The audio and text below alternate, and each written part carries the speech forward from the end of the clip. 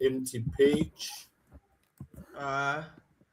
G plus my other equals flop. What an equation. Right. All right, Simunandi. We're good. Yeah, sure. All right. Oh yeah. Look who we got back right here. We got Roy. Yeah, we got Roy. So welcome, football family. Yep, it is the weekend review on Let's Argue, our second big show for 2026. Now, tonight, we take stock of what has already been a dramatic football year, right?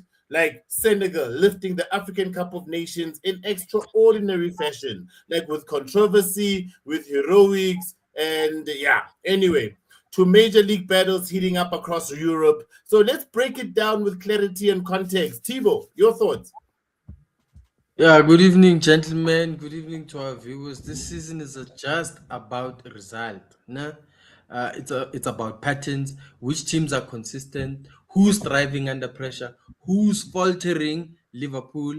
We'll answer those questions with stats and form guides from the different leagues and tournaments that are taking place now. If Roy. Yeah, sure. Just want to say hello to all of the viewers. Happy New Year to Oh, everybody. I yeah. wasn't there last week, but yeah, let's get it. So yeah, we are. If just to add on what you are saying, hey, that Liverpool part it hurt me a bit. Yeah, just to add on what you are saying, if you are here for accountability, and reality checks, you're basically in the right place, my friend. But yeah, let's get into it. All right. Thibaut, can you take us through the AFCON review, bruh? Yeah, first and foremost, gentlemen, we saw a final of finals last night. Hey. Senegal pipped the home side by a Yep, goal to nil in a game that yep. went all the way to extra time. The final result again, it ended in a 1-0 win. Papa Gay with the winner in the 94th minute. Senegal now have two AFCON titles in the last three editions. Thanks to I think the leadership qualities of a one Sadio Man. Now, look, Yeah. the main things that we can take from this is that the final was held in Rabat. Host Morocco Mhm. were defeated after a dramatic match with controversy from the referees and a penalty save by Edward Mendy. Wow, That penalty, this was Mara. riveting action from start to end, gentlemen. Now, Senegal semi-final win earlier against Liverpool was via a sole Liverpool. goal that was scored by Sadio Mane. And then Nigeria finished fourth after beating Egypt, actually third after beating Egypt on penalties for the third playoff place. So, yeah, I think this AFCON has been very interesting. Maybe not the best one we've seen, but I'm very glad that Senegal came out on top. Gents, Oh, yeah. Senegal showed grit from start to finish of this tournament. A team that kept on winning 1-0, 1-0, 1-0, a team that finds results even when the game doesn't go their way. And yesterday, I was sure the game was gone. Teams. yeah, no, listen, defensively, they were very disciplined with excellent organization under their coach, Pape Thiaw. Senegal conceded few shots and controlled transitions into the final third. And just to add on to that, controversy aside, yeah, it took 20 minutes for them to actually get back on the pitch. But yeah, a title is a title. Silverware is silverware. Nobody can Mm. take that away. And the Senegal side, now they have prestige, they show Mhm. that pedigree and they grind out results. That 1-0, a win is a win, my friend. I'll take a win any day. So yeah, they played very well, apart from Yep. all of the controversy. But I think you know what? They usually say, the good finish last. But Senegal showed yesterday because, like, the Moroccans tried all these weird guerrilla tactics of stealing the goalkeeper's towel so that his hands are slippery. Like, really, that was really, really very low from them to do that. Obviously, for the coach to be angry to move his team off the field, I think that was also very emotional. I'm glad Sadio Mane got what you call counsel from the people he kept on asking that said, no, get everybody in, let's lose it Yeah. rather if we are losing. So, yeah. Yeah. And All right. another thing, gentlemen, I think we Yeah. should not shy away from is that this Morocco side, there was a lot of dubious decisions from the word go when this tournament kicked off. Yeah. Anyone could be forgiven for thinking that we were actually watching Barcelona in La Liga, but I think the gesture from Senegal to walk off the pitch was necessary, but at the end of the day, I'm very glad that Sadio Mane managed to rally the group and got them back on the pitch. And in the end, it worked out because building up to the game, the Moroccans did or tried to make things very difficult for the Senegalese. They traveled without security. They used public transport to get Mm, from one city to the next. They tried to force them to prepare for the final on the same pitch as Morocco at the same mm, time. So some of the tactics that they were employing, gentlemen, were absolutely crazy. And dude, your Real Madrid guy gets a chance to win it and win best player of the tournament and win high top scorer of the tournament and win the actual trophy for this Moroccan side. Why does he try Messi style? Why does he try a Pinenka? Aye, aye, aye, You know what? No, I don't know, man. I want to be a weirdo. I want to be a weirdo right now and say that he did that on purpose because in the 94th minute, Sadio Mane got the winning goal, and then they Mm, chalked that off, right? mm. And then in the 98th minute, they got a Fugazi penalty, and I mean Fugazi, oops, out of nowhere. But Aye. I'm going to be sensible and say that he made the wrong decision and he paid the ultimate price. Like, guys, how long, Roy, do you regret such a thing? How long? Like, guys, you've lost I maybe, 1,000 rand on a bet or something, and you regret for 2 weeks, and you're like, yo, my 1,000. But this, you've lost the country a cup that was going to be engraved for life. How for life. long, Roy? Even I feel it for that guy. Like I feel like, yeah, when I watched it, I was like, why the hell is this guy doing that? This is not. There's no do over, bruh. It's finished. Mm-mm. Once you screw up here, you cannot do that. Done. Yeah, Yeah, he that was. thought he was playing at Enfield. That's right. He thought he was at the Penapao. Okay, Roy, take us through some La Liga there, bruh. So yeah, the La Liga review. Just a snapshot of the table. After yesterday, Barcelona is still sitting pretty at 49 points. Forza Basca, Vizca Barca. They sit at number one, and then followed by Real Madrid, right behind them with 48 points, and then Villarreal sitting in third place with 41 points, and then Atletico sitting in the fourth position, also on 41 points. Um, yeah, so recent big result. Real Sociedad, they actually thrashed Barcelona 2-1. They were at home. Sociedad stunned the league leaders, Baba. I don't know what happened there in that match, Lebza. No, Ending Barca's, yeah? ref, we scored a goal. Lamine Yamal, just like how Sadio Mane was robbed that side by the Moroccans. Clearly, They the were up. Moroccans also came to Real Sociedad because a goal by Lamine Yamal, they said it was Yeah. offside. But when you look at the picture from VAR, like it shows it that Lamine is not ahead. But anyway, you know what? We'll take this drop of 3 points. We always Yeah. Now win you it. know what it feels like. And Well, and we always win it against Perez. Perez probably paid that ref. and you know what is weird, ne? I've been watching La Liga games as well because of it too. You guys have very very good technology that you actually use to detect things like that and other stuff as well. I was also surprised, like yeah, but it's football. These things happen.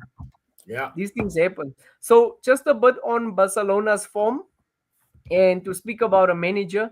Hansi Flick's Barcelona basically lead the league, but were beaten after 12 match unbeaten streak across all competitions. I think that is painful for me, and I'm not even a Barca supporter. Eish. Anyway, Barca possesses a strong attack metrics. That's what they are actually showing. But this defeat basically exposes their vulnerability in finishing. Basically, despite dominating in possession, this shows that possession football does not always win you the match. On the other hand, Real Madrid's form, they actually beat Levante 2-0 under the new coach. Well done to him after parting ways with Xavi Alonso earlier in January. Madrid have goals from Vinicius and Gonzalo Garcia, which is actually very, very good, showing that they have their attacking force, they have their power in front. They just needed the right man to show them that, look, do it this way. And you know what? Now, it takes me back to what Thibaut actually always said. Xavi Alonso is not the man, and this actually proves it. Well, you know what? They might say that La Liga is cracking open, but I beg to differ because this Okay. Barcelona slip, it's not about just it ending our streak, but what I think it does for our team, it wakes us up. Yes, for the league, they might think it's a psychological momentum shift where now everyone's going to think they have a chance. Nope, I don't think so. This is just one of those type of matches that are going to anger us and make us go on another 12 game unbeaten streak and you, because of and the you, fact that we were robbed. But I'm not Thibaut, so I won't yeah, label the point, but we were robbed. Thibaut. Yeah, you know what, Chance. Now, I just quickly want to add something on to what Lebu has just said, ne? And maybe this might maybe give you a different perspective of what things are like in La Liga. So Real Madrid, I'd like any of you to maybe take a guess how many occasions VAR has overturned the goals that we have scored. I'll help you with that. It's 36 occasions oh, where Real Madrid scored a goal and VAR overturned it. Where Barcelona is concerned, only on You guys 12 don't know how occasions this to season. count your offsides. But anyways, Barcelona still leads statistically, 1 point lead, and also with the goals. And now in this particular game, they had more goals, they had more shots, they had more XG, and honestly, they were actually the team on top. So the result, I don't think, is a fair reflection of what took place on the pitch. But losses like these expose a resilience or excuse me, a reliance on possession rather than finishing, because in some instances, you really need to ditch the tiki taka and then find a yeah, way to actually put the ball in the back of the net. I think it was a very, very challenging game for Barcelona, and it could have went very bad with the challenge that Carlos Soler inflicted on Pedri. yeah. And he didn't get a red card. But if it was Real Madrid, he would have got a red card. His mother probably would have been sent to jail. His cousin, sister's brother's uncle's friend would have probably got evicted from their flat. And that alone was angering me because now I was flicking channel between Afcon and the match. When I saw the challenge on Pedri, I was like, yeah. Like, what is it? What else do they want? Do they want Pedri to break a leg and then say, yeah, that's a bad tackle? Aye. Anyway, Pedri with the injured leg will still run circles around the number 5 or Real Madrid. Anyway, Roy. Yeah, just to add on to that, based on Madrid's soft managerial change, it shows results, and it shows ambition, and that is very, very good signs. During a pressure period like this, like the season is halfway done, that guy comes in, he wins, which is it's very, very good. I hope he can keep it up. I hope he can get 3 in a row, 5 in a row, just to see what type of pedigree he actually has as a manager. But Is the gremlin creeping into the stream?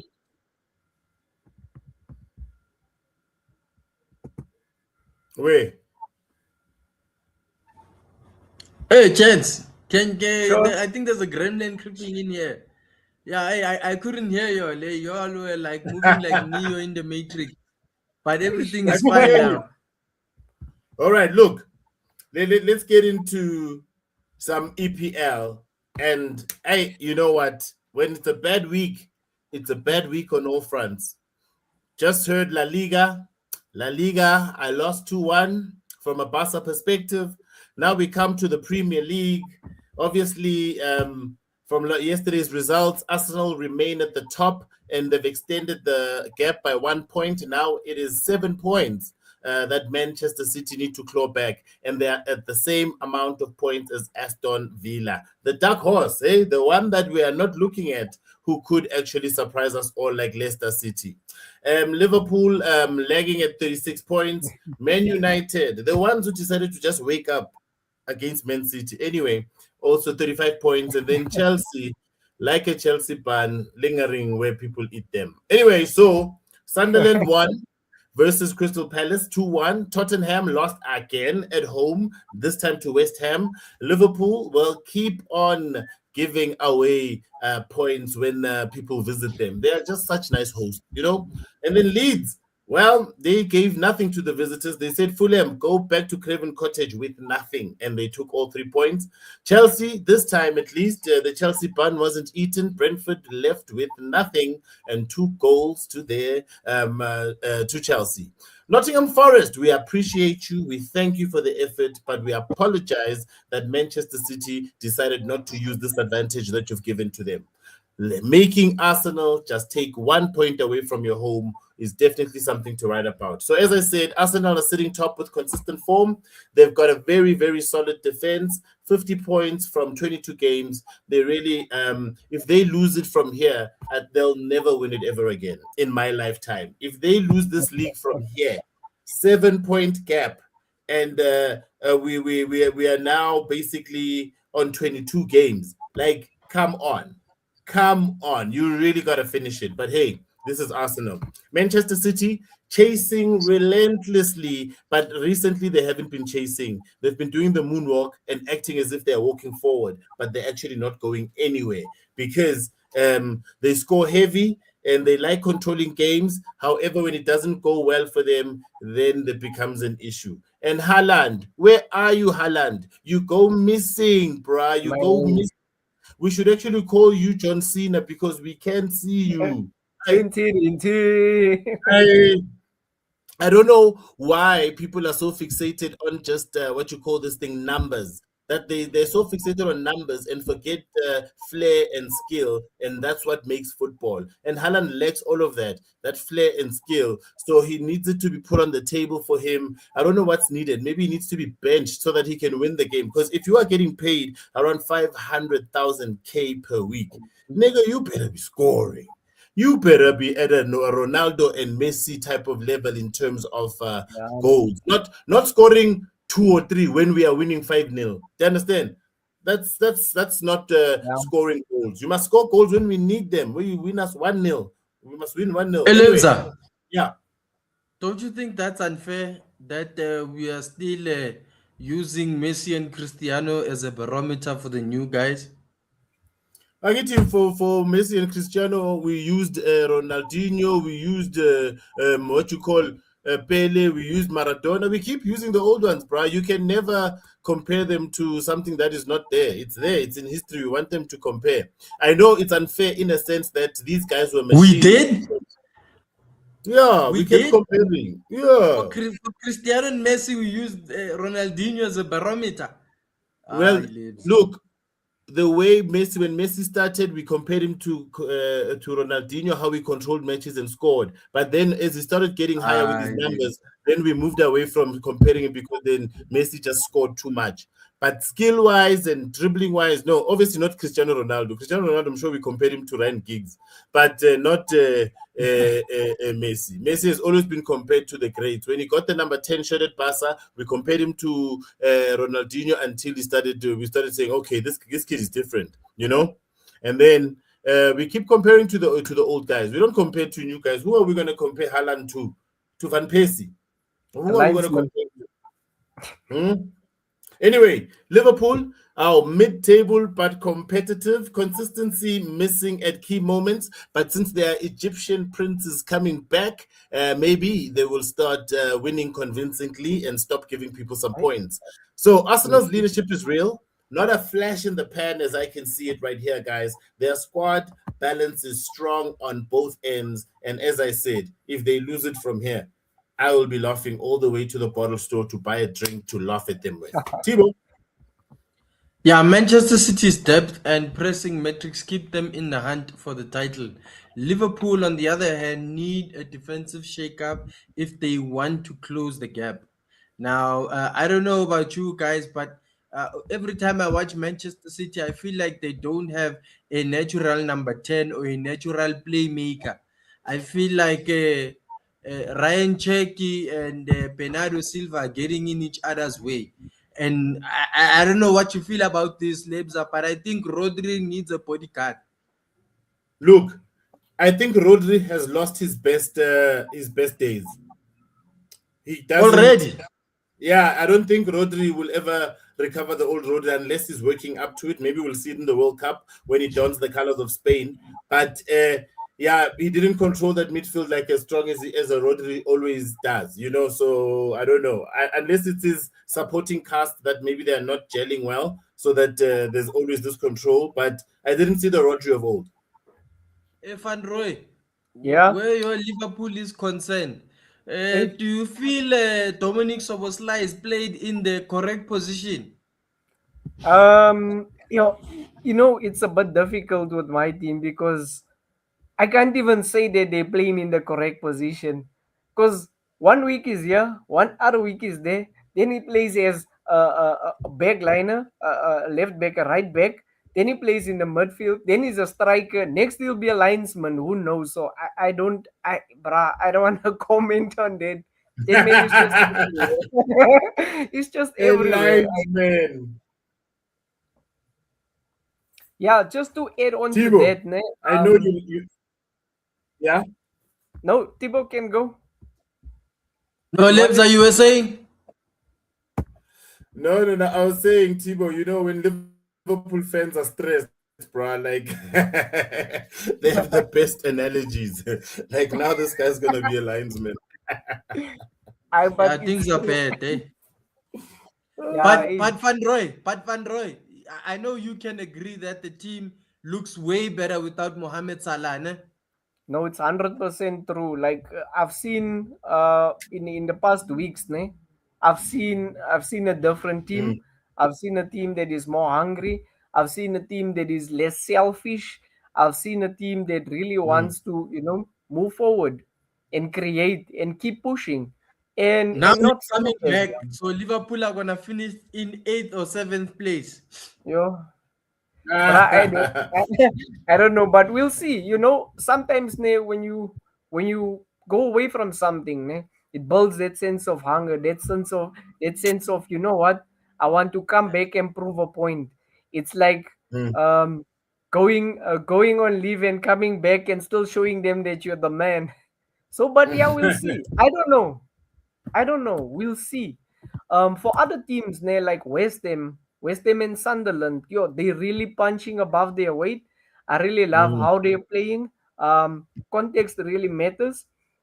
But for the elite teams, the top six, the big six, actually, yeah, expectations are punishing them. Like they are punishing them like nobody's business. To think, and it was only Man United that won this weekend out of the big six. They're not a big six. Hey. Wait, is Man United a big six club? I'm so surprised. Well, Thibaut, can you take us to the big five of Serie A there?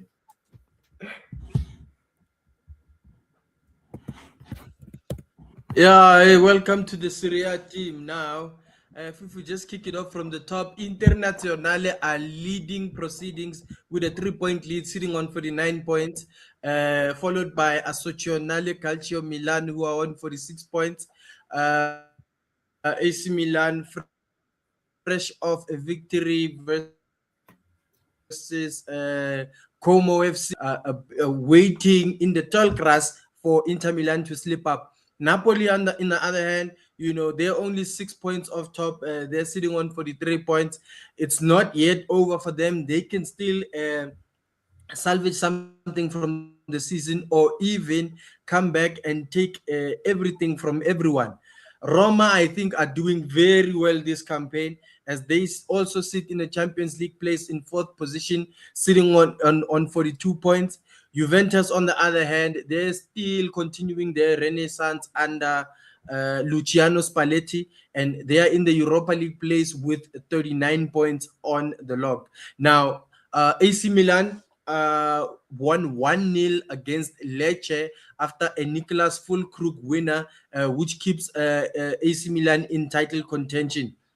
Inter Milan, on the other hand, they're the leaders with a strong defensive line and transition metrics, showing consistency under pressure and finding a way to get the result, even though performances are probably not even at 8 out of 10.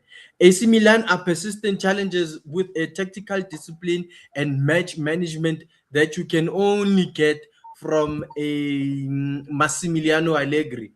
And where Napoli are concerned, the defending champions, they're not yet quite matching last year's performance, but they still look like they can do what is necessary to get the results. Well, you know what? Syria's title race is one of the tightest I've seen in Europe. I think it's getting interesting. Thibaut, I might just watch a match or two just so that I can just see how interesting it is. Maybe the Della,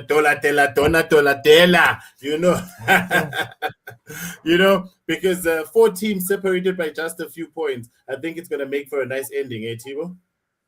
No, listen, the numbers tell us that international stability and AC Milan's resurgence are supported by above average defensive records. So it's really, really getting interesting now. Yeah, and just to add on to that, consistency basically it matters the most here. Napoli, on the other end, they need to rediscover it. If you look at it, it's like 3 points, a 3-point difference from first, second, and third place.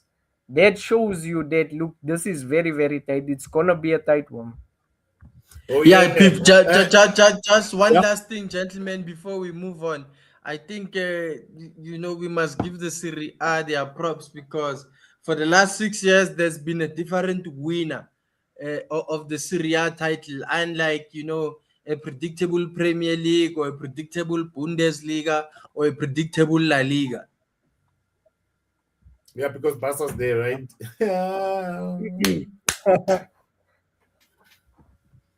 Connie. All right, let's catch some of the guys there in Germany as top flight. The Bundesliga, for those who don't know. But Bayern Munich are defending champions. If you don't know, well, I think they were the defending champions from last year. Defending champions, Anyway, Xavi won it obviously with Leverkusen 2 years ago. But other than that, Bayern just keep doing with the longest unbeaten run, 18 games in the league so far. And guess who leads the Bundesliga scoring charts? Oh, yes, with 21 goals, it is Harry Kane. Yes, the Hurricane moved to Germany and is still causing twisters everywhere he goes. Recent results as of the 18th of Jan, Cologne took a win against Mainz. Wolfsburg drew with Heidenheim. Borussia Dortmund, they had to fight hard to win it 3-2 against St. Pauli. Hoffenheim, well, Bayer Leverkusen, I'm sure I'm missing Xabi Alonso because, ever since he left, they are lonely. They are so lonely because Hoffenheim asked them to come visit and sent them packing with nothing.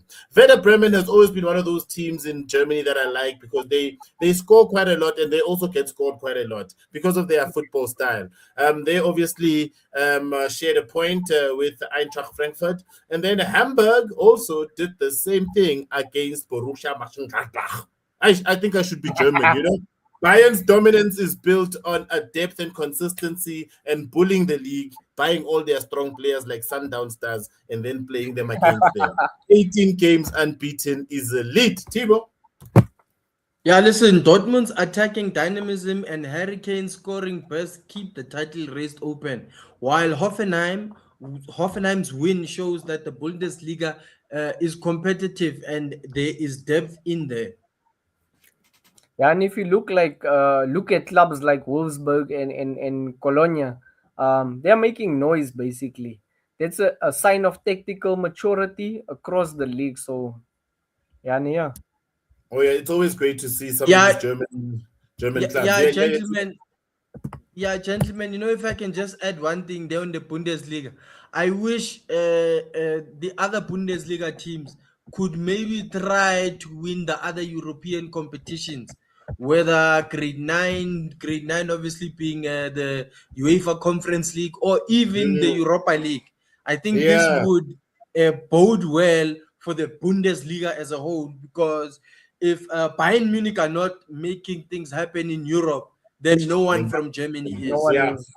You're very right. You're very right. Because in Spain, at least, you'll always find the Betis, the Villarreal, or Yeah. something within the Europa League or the Conference League, also maybe getting into the final four stages, So, yeah, Mm. guys, from a managerial context, I just want to speak on La Liga. Thibaut, maybe you can take us with Serie A, and then Roy, you can hit us with EPL. But from a La Liga context, Barcelona's Flick adapting to pressure, right? Because you can see Flick knows how to talk when he's under pressure. Even in a loss, Flick tries not to lose it. So, from a managerial position, I do think Barcelona are actually maybe ahead of Real Madrid because Albaloba obviously is integrating quickly, but you know how it is, guys. It's easy to start on a high, but to maintain it's gonna be a Yeah. bit difficult because even Xavi started like he was going to win every match, and then it started tailing off.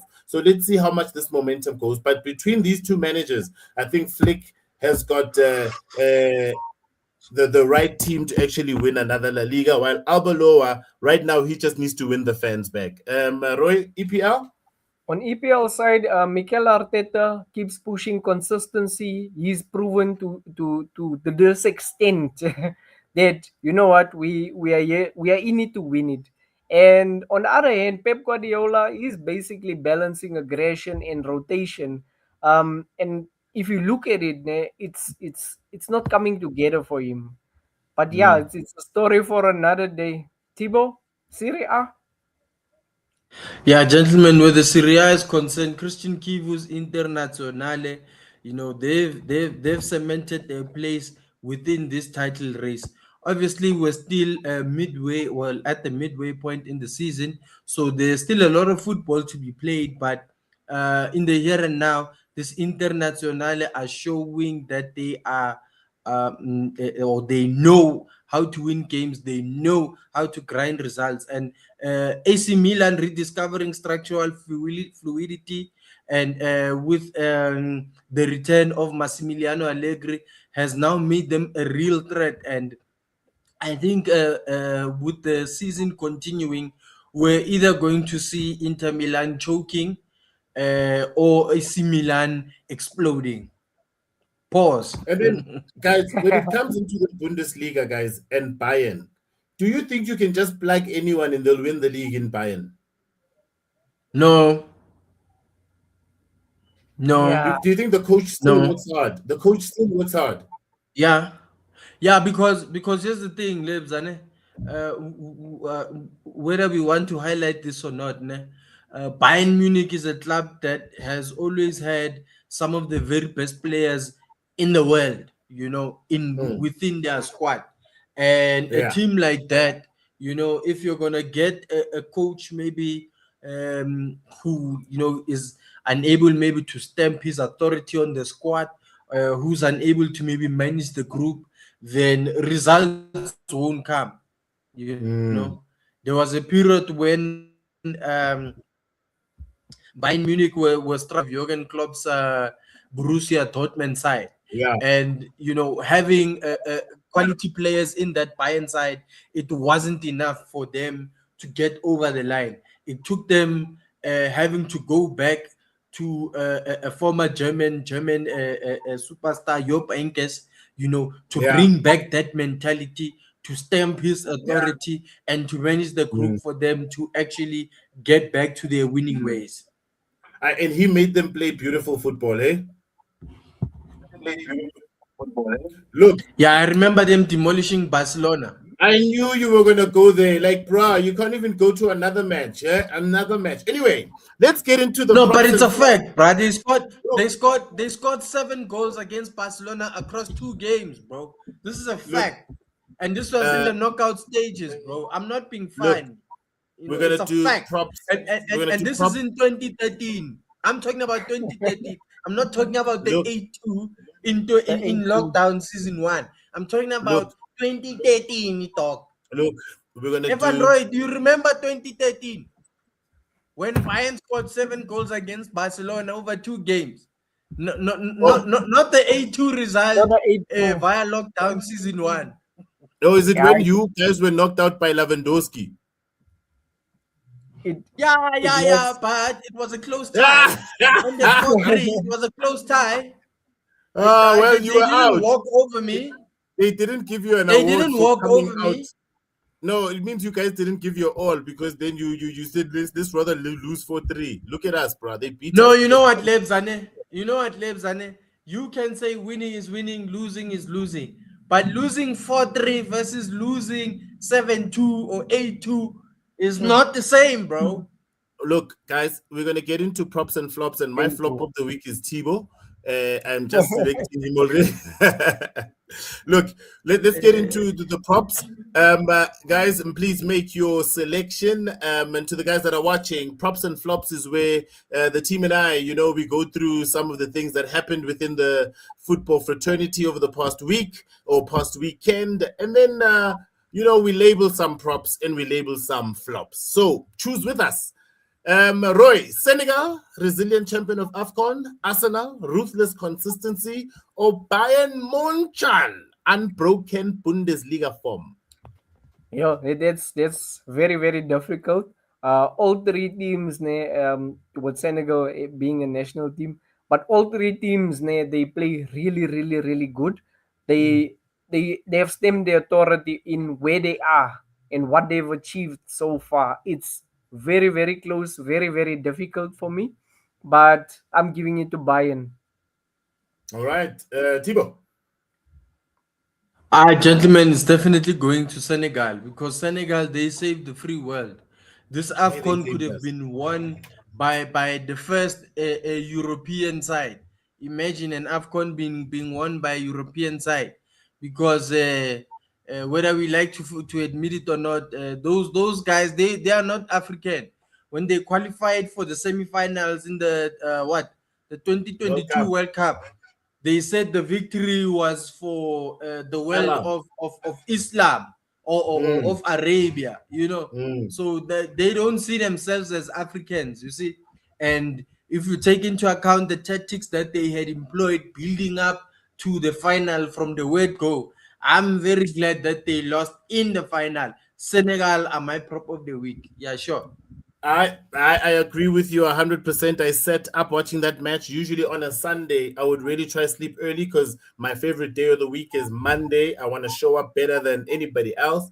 But I said, man, watching two matches, Barca and that Senegal match, but that Senegal match just kept me on my what you call this thing at the edge of the seat, man. Just looking at it, and even the scenes that were happening, they got you emotional. You got on there, so really, really great. Senegal, thank you. You won it for Africa.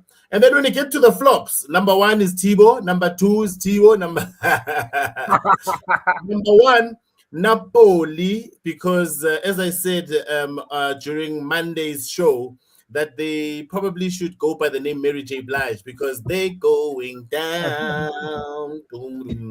Or another flop, could it be Barcelona with the costly away defeat at Real Sociedad? Or is it Chelsea's defensive errors? Because they probably need the keeper that saved the Panenka could come back at Chelsea. So, Timo, your flop? No, my flop is definitely going to the world champions Chelsea. Mm, Their performances in the league campaign since this season began are not befitting of world champions. And mm, now that they've gotten rid of, for me, a very world class coach in Enzo Maresca yeah. for a grade 7 teacher that nobody knows where he came from. I know the Chelsea ownership, they own Strasbourg, so it kind of makes sense that they've been developing this guy to come take over here in the head office. But Yeah. honestly speaking, without any prejudice, I feel like the Chelsea board, they're really putting Mm. the rest of this club, in disrepute with the decisions that they're making.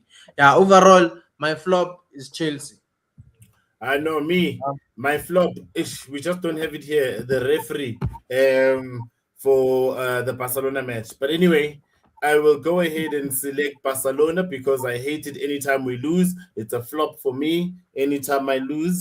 So I'm not a good loser as a Barcelona fan because for us it's just more than a team. It's more than soccer. Muscu But you've only. already lost so much. But you've already lost so much.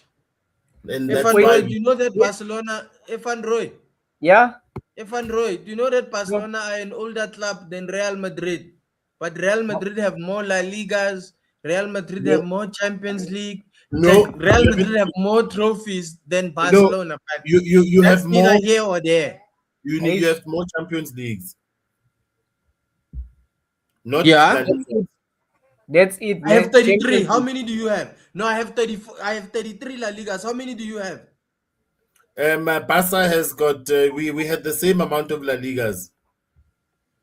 Lebza, you're lying, bruh. On YouTube. I'm Don't do gonna tell that. you now. And Don't do total that, amount of Lebza. You're trophies. lying. Lebza, Wait, I'm you're gonna tell lying you on now. YouTube. Lebza. If Wait. Android, talk to Lebza, dude. Wait.